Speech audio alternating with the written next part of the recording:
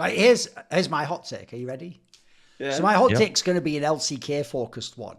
And I tell you what, it's a hot take against myself. Like, I can't even believe I'm actually going to have to say this, but I just think it's true. Is, like, I'm not quite sure how to phrase this, because I just did a Substack piece about the fact that Zeka just wins all these game fives at all these different times in his career and all these different lineups, etc. And if you don't know, he's won the last 9 in a row from the DRX squad through to Hanwha Life, etc. Which isn't to say of every series. Obviously, there was loads when they first got Hanwha the first year, they didn't even make game fives, did they? So, but here's the thing I'm going to say. I don't know if I can actually say he's like one of the most clutch, because obviously you've got like Faker historically. By the way, actually, even people like Chovy have been fairly clutch domestically, etc. You've got loads of players that are mega in the 5th game, etc. But I'll tell you what, he's mixture of one of the absolute most elite clutch players, like a game 5, game 4 type player. And here's what's crucial.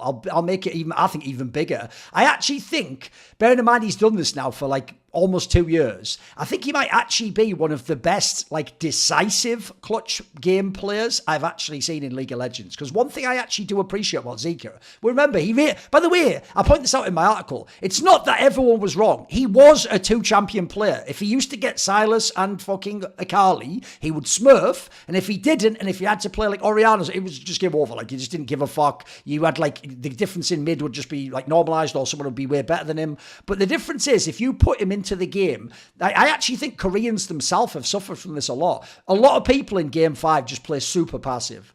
In England, we'd say, like, their arsehole fucking tightens right up and they're just like, oh God, shit, I don't want to make a mistake. And so what you see in League of Legends is actually some of the most frustrating play ever. You don't get the game 5 banger like in the LPL, where everyone's sending it and every fucking ult and re-engages and someone teleporting in when it's questionable. That's the LPL. In LCK, what you actually get is you get those, like, bullshit standoff fights at the Dragon, where, like, you step forwards, the support gets blown up, you all back out, one guy dies, and then the rest get away. They get the objective for free. You go into your base and farm, and then you just go, right, let's see if we can get some vision control on Baron. They catch a guy at the Baron at the top bush. He dies. You fucking back off again. They take the Baron. And then you sit in the base and let them end the game. And you don't even, like, fight them under the foot. Koreans are the worst for that. So I think I have to give this guy props. Like, if you ever watch this guy on any aggressive champion when he's in a game 5, mate, he will actually just fucking send it. He will just go. Like, the joke is he used to play in the LPL, if people don't know, on BLG. You can tell. This motherfucker's got that same, like, DNA in him. He's just fucking crazy. I will go in.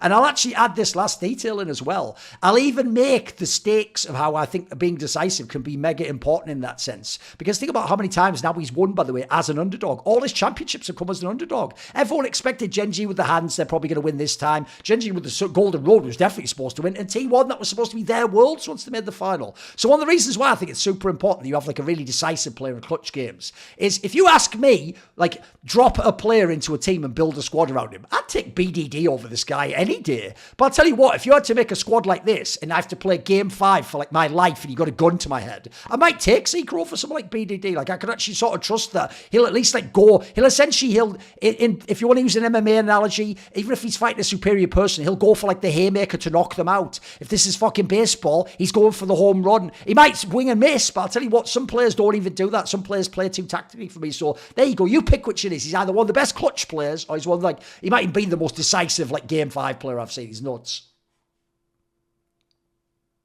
I mean, See, I think I'm very much. Go on, you. Go, Kier. so. Here's the thing. I actually think previously he is actually really good in. Okay, he's really good in game 5. I think this one recently was actually an example of him being a passenger. Like, I actually think on the Azir. Oh, the final, yeah, the final. But you know what? That's like a black swan. You know what I mean? Because the other ones, he is actually, like, the Yon, the Akali one, the Azir.